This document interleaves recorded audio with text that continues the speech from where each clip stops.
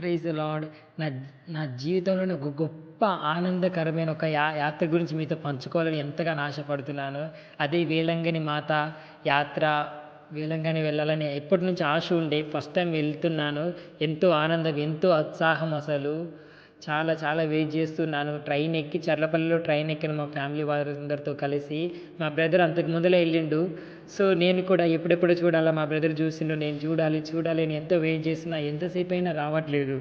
అన్నయ్య ఎంతసేపు బ్రదర్ అనుకుంటూ అడుగుతూ ఉంటే వస్తుంది అన్నయ్య అని చెప్తా ఉన్నాడు. సో నాగపట్నం వచ్చేసరికి ఇంకా దగ్గరికి వచ్చేసినామని సంతోషం వేసింది. సో ఫస్ట్ టైం వేలంకన్నిలో అడుగు పెడుతుంటే నాకైతే ఒక దేవుని ఆశీర్వాదం లాగానే అనుభూతి పొందాను.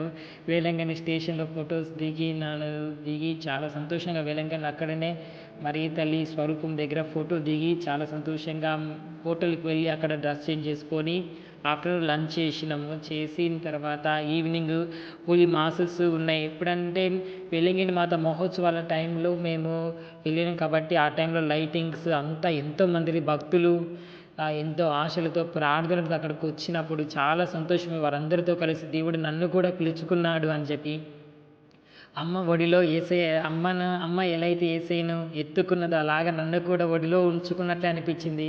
అక్కడ బీచ్లో కూడా నేను చాలా సంతోషపడ్డాను. అసలు ఒక వేలంకని అంటేనే బీచ్ కూడా ప్రాముఖ్యత ఉంటుంది. ఆ బీచ్లో నేను దిగాను.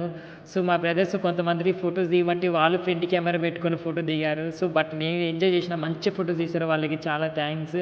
అండ్ మా బ్రదర్స్తో కలిసి ఫొటోస్ దిగిసినాము. నేను బీచ్ అయితే చాలా ఒక పరలోక ఆశీర్వాదం లాగానే పరలోక వైబ్ ఉండే అక్కడ. అంత గొప్పగా ఉంది, ఆశీర్వాదకరంగా. సో బీచ్ని కూడా నేను చాలా గొప్పగా ఒక ప్రార్థనగా మలుచుకున్నాను. అంత గొప్పగా ఉంది. మరి తల్లి యొక్క సన్నిధి అక్కడ ఉంది. దేవుని సన్నిధి, దేవుని సింహాసనం. మరియు వేలంకనిలో ఎన్నో ప్రదేశాలు ఉన్నాయి. గొప్ప ప్రదేశం అదొకటి. Sacred heart of Jesus statue so much super ఉంటుంది. అసలు అక్కడ దేవుడు నిజంగానే నిలుచున్నట్టుగా దీవిస్తున్నట్టుగా ఉంటుంది. మరి అక్కడ ఆ టైంలో ఉన్నప్పుడు పండగ టైంలో వర్షం పడింది. నాకైతే అది దీవెనల వర్షం లాగానే అనిపించింది.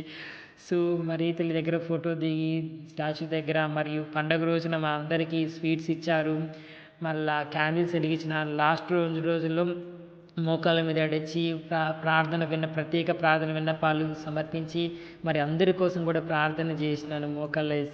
మోకాళ్ళతో నడుచుకుంటూ మరియు క్యాండిల్స్ వెలిగించిన మా బ్రదర్ ఇస్తే క్యాండిల్స్ వెలిగించిన 2 క్యాండిల్స్. తర్వాత ఒక అక్క వచ్చి నాకు ఫ్యామిలీ కార్డ్ ఇవ్వగానే దేవుడి నిర్ణయం అనుకుని నేను కూడా ఫ్యామిలీ కార్డ్ అక్కడ సమర్పించి ప్రార్థన చేసుకున్నాను. మీరు కూడా వెళ్ళాలని ఎంతగానో మీకు ప్రోత్సహిస్తున్నాను. దేవుడి దీవెనలు మీకు అందరికీ